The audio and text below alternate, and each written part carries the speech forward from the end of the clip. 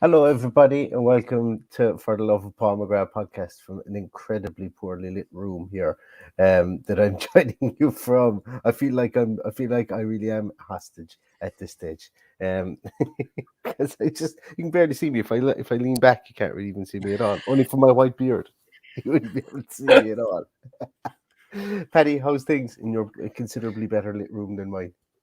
You just reminded me to turn on my light. That's why it's better lit. It wasn't a second ago. It's thinking. Um, I'm still a bit angry here. I just watched the women's game against Manchester United, and I'm actually fuming at the free Mm, kick that was awarded in the 94th minute when a linesman 2 yards away from the incident didn't give a assistant referee didn't give the free.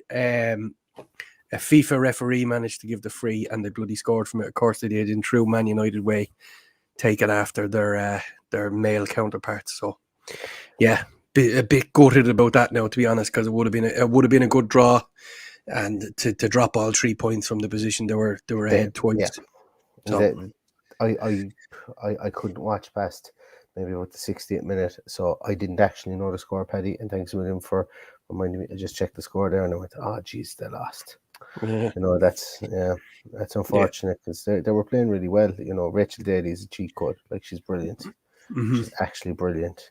And they were playing really well. But yeah, I'm looking at And it and now. even at that, I didn't think they were up to their usual standards today. I thought they were lacking something, but still they were able to get the 2 goals. Rachel Daly is just a fantastic player, but she's got great support around her now as well. Um, in the next couple of years, we'll see the fruits of what's happened this year, because I've no doubt they'll be pushing into those European places very soon if they Yeah. continue to grow in the trajectory that they're going. So it's a pity, but there you go. They lost 3-2 to Man United. And you know what? It just sets up the weekend, because you just have this fear that's what happens when Villa play Man United. Um, Mhm. that's the 90s child in me coming out again, where I was totally infatuated with Aston Villa, only to be robbed constantly every time we played Man United. Even in the latter days, when the FA managed to give Robin van Persie goal of the season, despite the fact that he was offside kicking the ball, never sat well with me at all. It just proved in my head that all they do is play to the masses. Like, why you would even vote for a goal that was offside is beyond me. Anyway, they wouldn't get away Yeah, with it in this day and age with VAR. Maybe that's why they're not at the top of the league, Neil. maybe so. Maybe so. I don't think I ever told this anecdote about Manchester United and about heartbreaking losses, but that famous Federico Macheda goal that happened. I was watching the game at a pub, my hometown, Ballingarry, County Limerick, and when I was watching the game, I was watching a pub called Barrett. Since it's changed name, but the owner of the pub, PJ, God rest him, he knew I was a massive Villa fan. He didn't follow anyone. He said, "If Villa beat Manchester United, I'll buy you a pint." And Villa, of course, were everything was looking rosy. I guess not. If Villa don't lose to Manchester United, I'll buy you a pint. And so just Makeda came on, whatever it was, 93rd minute anyway, a pint of Guinness lands down in front of me, and I'm sitting there, I'm watching. The goal goes in, and PJ is standing beside me here, and he literally takes the pint off the table again and goes in bed. It, I remember the whole, like, there was only maybe about 6 or 7 people in the pub at the time, like, they were all laughing as it happened. You couldn't script it. You couldn't have scripted it the way that it happened. But yeah, it's that's my lasting memory. And do you know what? A positive memory, Paddy, as well. Whenever we play Manchester United, my mind always goes back to the '94 Cup final, league final as well, thinking that Manchester United were completely and utterly unbeatable. And then all of a sudden, Peter Schmeichel is out, and Les Seeley, RIP, was in goals for that game. And we only had 2 TV stations at home when I was growing up. Look, watch me now do my whole life when we were back in my day or whatever. But my grandfather, who lived across the road from us, he had a bazillion channels. Like, he had all any channel you wanted. I used to go on Thursday evenings. I used to go over watching Mexican wrestling with my grandfather over in his house. He'd watch any 2 sports, and he had that game. And when I went over there, we watched that game together. I remember it, and I remember just Kanchelskis handball and everything. So it's funny that when this game comes up, there's obviously so many bad memories, but that one good memory from '94 is the first memory that floods into my mind whenever we play Manchester United. It really is, and hopefully we have another day like that again on Sunday. The one that always when we play Man United at Old Trafford is Steve Staunton's goal, still the greatest goal ever scored at Old Trafford. Yeah, absolute banger. Paul McGrath marauding down the right wing. Hits the ball into Brian Small, and then Brian Small feeds Steve Staunton. What a goal that was. Yeah. Absolutely incredible goal. Absolute cracker. Yeah, if any of you guys have good memories against Manchester United or being at Manchester United games, even if the result didn't go away, pop them in the comments there. We'll read them out as well later on, because I have never seen Villa beat Man United in the league until the first game under Emery this time around. Did you not see the Courtney House? No, well, I obviously saw it on the telly, but that was at Old Trafford. Oh, sorry, yes. And I think I told the story before, but the day you'll win nothing with kids was my last ever Gaelic football game for Whitehall Column Kills.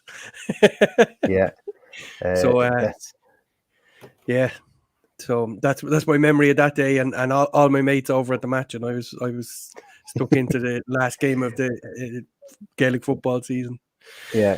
Anyway, there you go. That was a fantastic day as well. Mark Draper pulling the strings in the middle of midfield that day as well. I remember. Yeah. I remember taping Match of the Day and watching it every morning before I went to school. Solid for I'd say about 3 weeks. Anyway, less of the nostalgia and more of looking forward to the game, and I hope everyone can hear me because I'm speaking a bit more quietly, because there's a question in there, why am I not in the Villa room? We're getting some renovations done to our house at the moment, and with my better half being 8 3/4 months pregnant now at the moment, I can't she can't stay in the house, so we're out here with the little one as well, and as I said, nothing better than Saturday mornings waking up with the little one, so I couldn't stay inside in that dust ball of a house on a Friday night, so that's why I'm out here in my poorly lit room. But it's I must say I'm getting fantastic dinners out here, so I cannot complain. Absolutely genuine Michelin star type stuff here, so I cannot complain. I'm going to put on about 2.5 stone from living out here, so it's a real treat, I must admit. Anyway, we've talked about absolutely everything other than check this one out for a family story, Neil. Here's the Huggins family fact for you. My mother was born in Nevis, and she decided to come to Birmingham after Villa beat Man United in the 1957 Cup final. Johnny Dixon. Excellent. That's amazing. I remember. I won't be able to put my hand in it, but I have a signed photo of. It was Johnny Dixon, wasn't that his name? The captain, I think it was. The captain was Johnny Dixon. Yeah. Peter McParland scored the goals. Yeah. I have a signed photograph of Johnny Dixon and a signed photograph of Peter McParland somewhere, and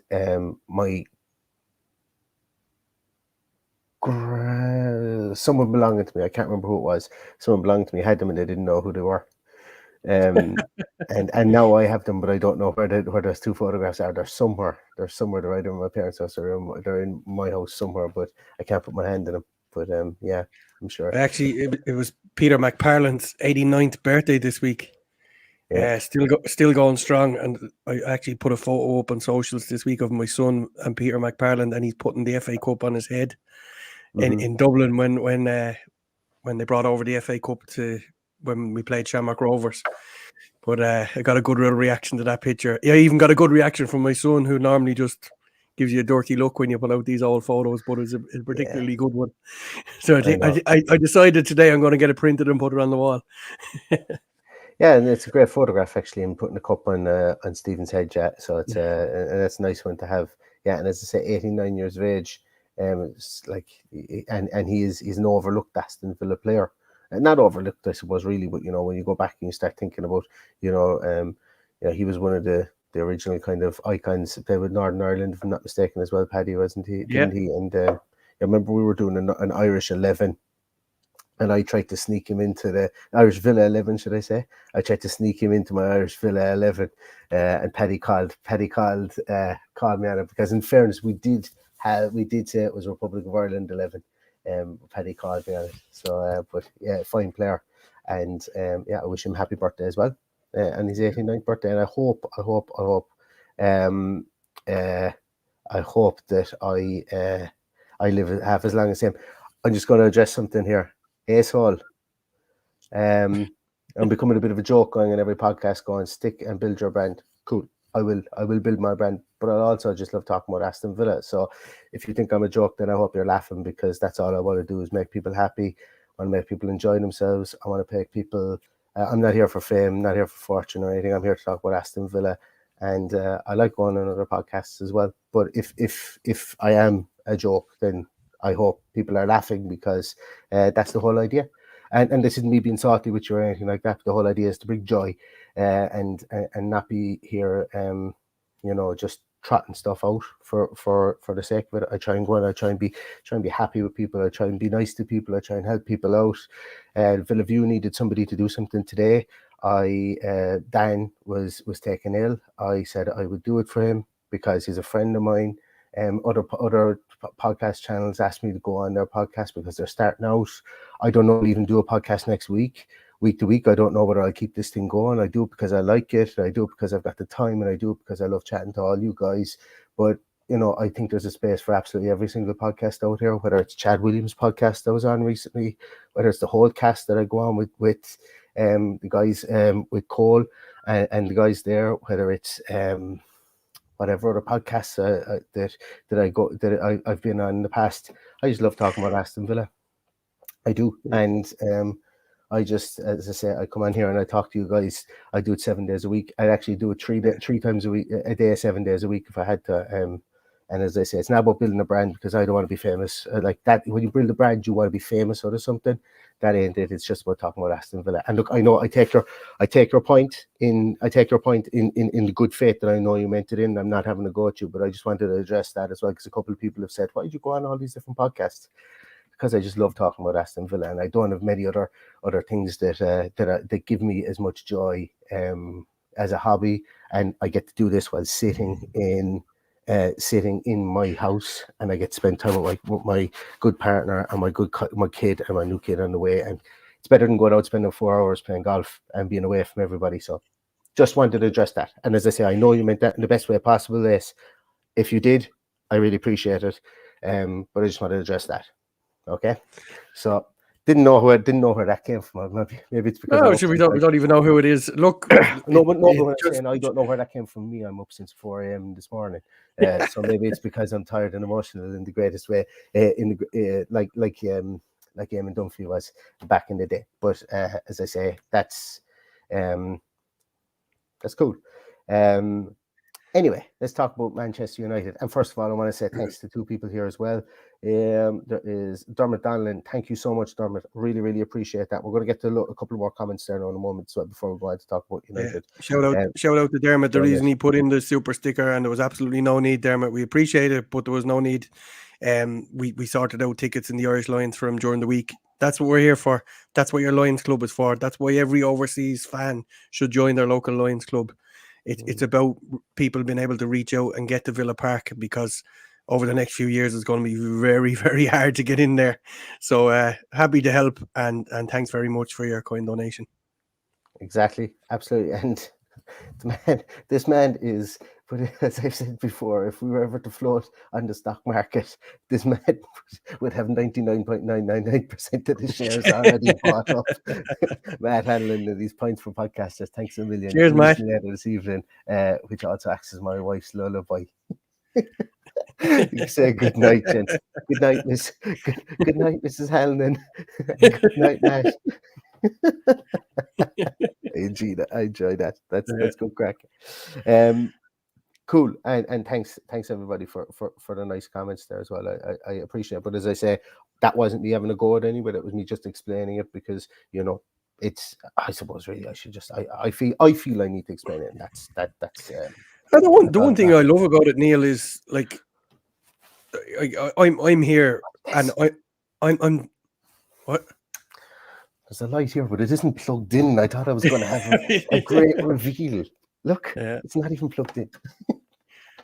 You better plug it in. I go and plugging it in. You say what you were going to say there. All right. Well, what I was going to say is, like, we were over there a couple of weeks ago, and to bump into all the other podcasters and people we never met before, and had a great old chat with everybody from Dan and the Villa on Tour boys to the Up the Villa boys. Pete from Canada was there. We never bumped into him, but like everybody gets on so well. It's great that you can go across. Like there's an Aussie Villains podcast that I speak to Mark every day on a daily basis about villains. We just have a great relationship with the people that listen to our podcast. So you don't need to make any explanation for what you do. Just go and be you. I'll just be sitting here keeping you on the straight and narrow in the meantime when you're here. It's up to everybody else to keep you on the straight and narrow and tell you to shut up when you need to on the other podcasts. Exactly. No, and as I say, there are some, like, I remember when we beat Newcastle, that was one of the first things I came up with, and I said, find Villa content, no matter where it is, find it, do it, listen to it, be part of it, because fan-led content is the way forward, specifically about Villa, because there will come times when we were in 11th position, no one wanted to talk about us. So if you're waiting for the BBC to talk about us, if you're waiting for Sky Sports News to talk about us, if you're waiting for whoever else, unless you're localized, I suppose, maybe in BBC West Midlands do, in fairness, but if you're waiting for national media to talk about Villa, you might be waiting for a long period of time. So that was just my piece after the Newcastle game, is, you find one that you've never heard of before, and that will, that could be brilliant. That could be one of the best things ever. I know from following the Cleveland Browns, and sorry, I really do feel a small bit like I'm on a high horse at the moment, but I'm not. I don't mean to be. But I remember following the Cleveland Browns and not being anywhere near Cleveland, and they got into one half decent winning season. And I remember I was listening to like 10 hours worth of podcasts a day, and I was finding people like that probably never held an American football like myself ever in their lives before, and I didn't care because it was just feel good content. So as I say, we're in a great position with Aston Villa at the moment, and I think everybody should listen to content. Anyway, talking about Manchester, Jesus, we're 18 minutes in, Paddy, and we haven't even. That's all right. I'm enjoying these comments. Do you call your wife Paddy in your sleep? No, he calls his dog Paddy instead. My dog is actually called Paddy. So, and he got a fantastic haircut today. So he did. Yeah. So he's down below. He's snoring. He's the loudest snoring dog in the world, and he's only about that size. So yeah. So he says, look. I listen to most Villa podcasts. You can't. I don't think. Some people can listen to them all. When I can, I listen to as many of them as I possibly can. So I totally get that you're grateful for them. I remember when I had just started a new business and I was struggling, and those podcasts used to get me through the long days when I needed them. So everybody has a purpose for listening. We absolutely love the engagement we have with everybody. So we'll get to the real business now and start talking about Man United. Do you know what? I'm secretly inside glad that this happened, because I fucking hate Man United. Come here, Paddy. So it's Leeds, it's United, it's Manchester City. Manchester City. But look, United are the next the next ticket we got to stamp on our European journey, on our potential European journey, on our as a European eliminator, and 3 points the weekend puts us very, very healthy position. Any 3 points we get between now and the end of the season is obviously going to push us closer. But I get a funny feeling that like we win this, we win this at the weekend by hook or by crook. If it goes in off John McGinn's posterior, that is a fantastic result for Aston Villa. I'm gone to the point now, Paddy, whereby I think since the Brentford game, style points aren't really going to make it for me anymore. If we win dirty, if we win with low blows, if we win with dodgy VAR calls, if we win with Hawkeye not working, I don't care. I want to get to Europe, and that's all I want to do. And and I think this, based on what we've seen from Manchester United specifically last night, I think it's a possibility, because they did look to run out of steam. Yeah, they've obviously had a really tough week with having to play extra time last weekend. They looked like they were running on empty come the game last night. Plus, they've only got a quick turnaround of 2 days rest. So I, for one, am happy with that. I don't care what excuses they come up with afterwards if we beat them. And if we beat them because they're tired, so be it. Because it's usually the other way around. It's usually us that have a quick turnaround and have to worry about all these things. And we're the ones that are not usually getting the rub of the green with that extra rest. So there's 2 days extra rest on this one. We played Tuesday, they played Thursday. Obviously, it's not until Sunday, which is why they were able to play the game on a Thursday night. I'm sure Eric Ten Hag won't be happy about it, but it gave them that extra day to recover from their FA Cup final. And you know what? They could be galvanised after these 2 results, after drawing against Brighton. I know they got the win on penalties in the end, and after last night, it could fire them up a little bit after capitulating like that and conceding the goals. But I'm optimistic about this one, and I will remain optimistic until the final whistle blows. I just think we're capable of anything. I listened to Stato's comments in there. I don't think he has the one I listened to, which absolutely blew me away. Obviously, he has one in there. We've not won consecutive away fixtures since March, August 1930 against Man United. So that has the opportunity to be broken. You know what I'm going to say about that? There's a party that Emery would love to poop, and you know what? He laughs in the face of danger. So let's do it. And the last time we won back to back, but they were home and away, was the year I was born. Now you can go and Google when that last happened, because I'm not telling you the year I was born. So if they do it, it'll only be the second time in my lifetime if they go and win on Sunday and get a home and away win against them, which would be fantastic. Yeah, and who's to say we can't? And the reason I'm going to say who's to say we can't is, I mentioned this on the review today, that like the most animated I got watching that game it was last night, wasn't it? Yeah, it was last night. Yeah. Most animated I got watching that game was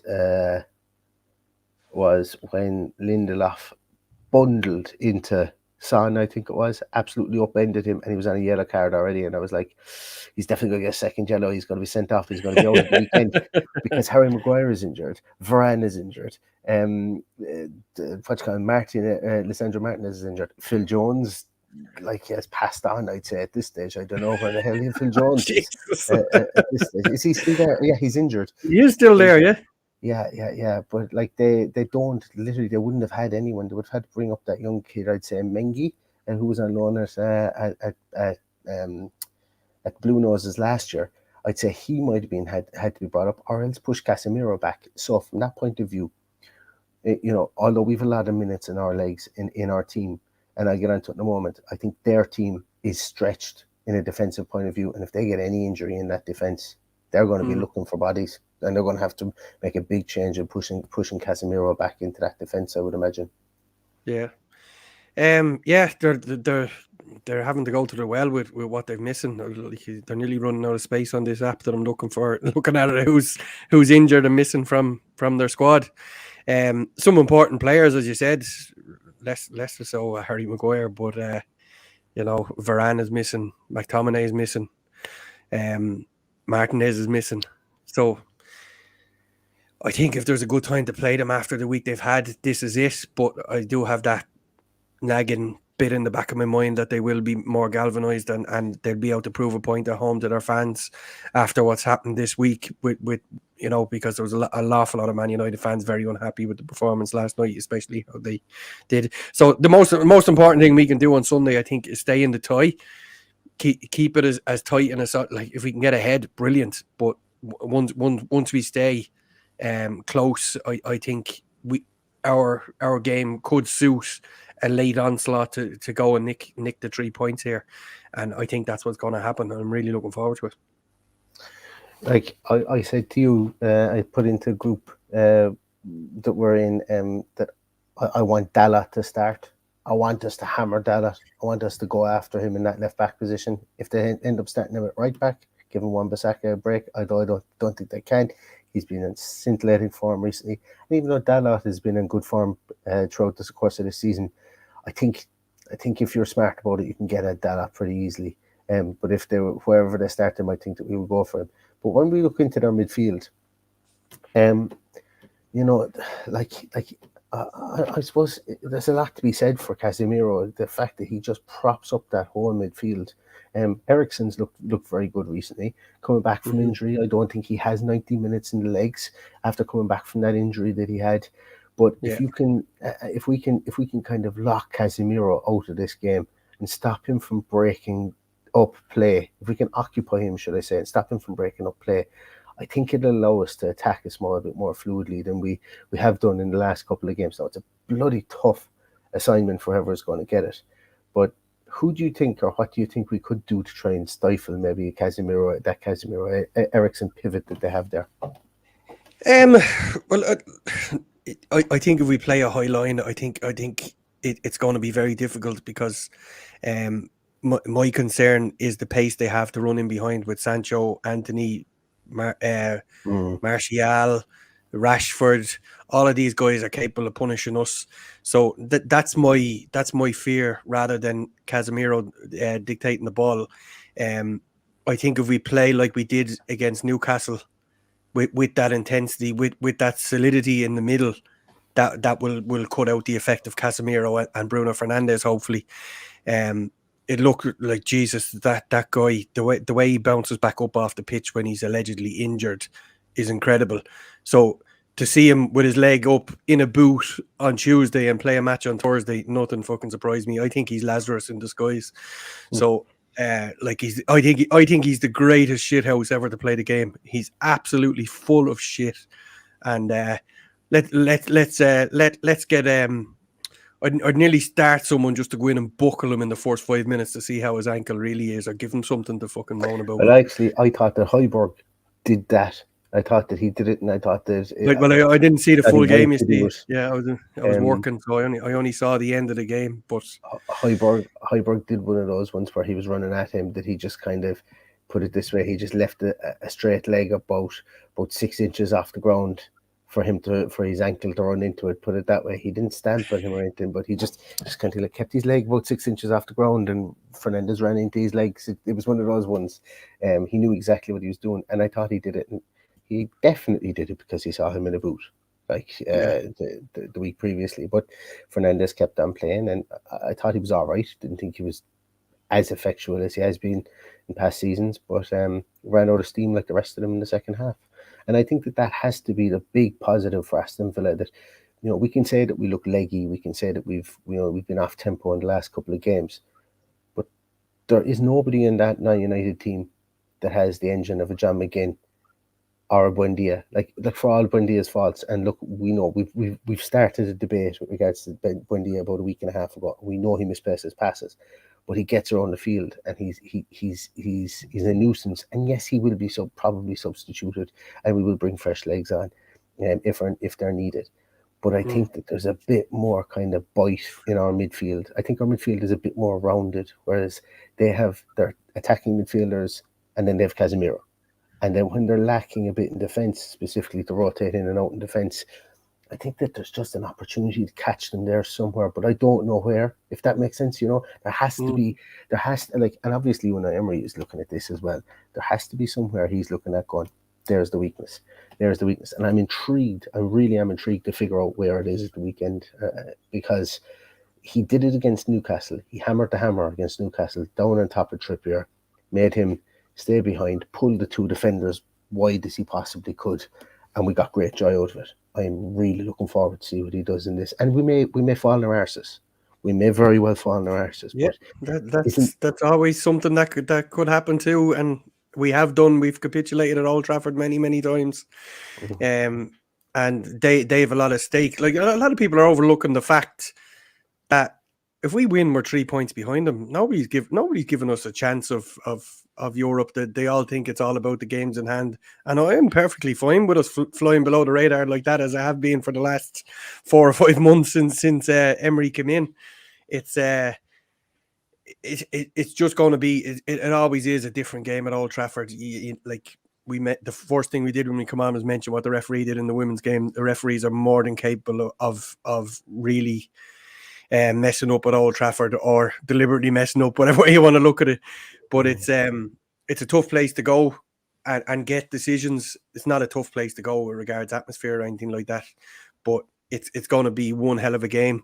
I think we'll be up for it. I think we've a little bit left in the tank, a little bit more than they have, and I think it's a perfect time to play them. Yeah, I think it is a perfect time to play them as well. There is no way, like we talk about, once again, I keep going back to the legginess, because it's hard not to come to that conclusion. It's hard not to at least kind of level that as a potential as to why we've been off pace in the second half versus Fulham, and in the first half, the first 86 minutes, I think, really, against Brentford. But the United team, and believe me, they're going to have to play the majority of the team that they played, both in the cup final, albeit Maguire won't be there, in the cup final, and against Spurs. They're going to have to play the majority of that team, because they're down to that, to the bare bones. Yes, Martial might come in. Yes, Weghorst might start. But if Weghorst starts, Anthony is to the bench. If Martial comes in, Sancho's to the bench. Arguably, they've been their two best players along with Rashford in the last two games. Yeah. So if they do rest those two guys, I think that's a huge positive for us. So I don't think they're going to do that. And they've got, 90 plus 120. So they've got 210 minutes in their legs over the last 7 days. And we will have 90 minutes over the last 7 days, albeit 180 minutes over the last 8 days. And that level of recovery and recuperation is massive.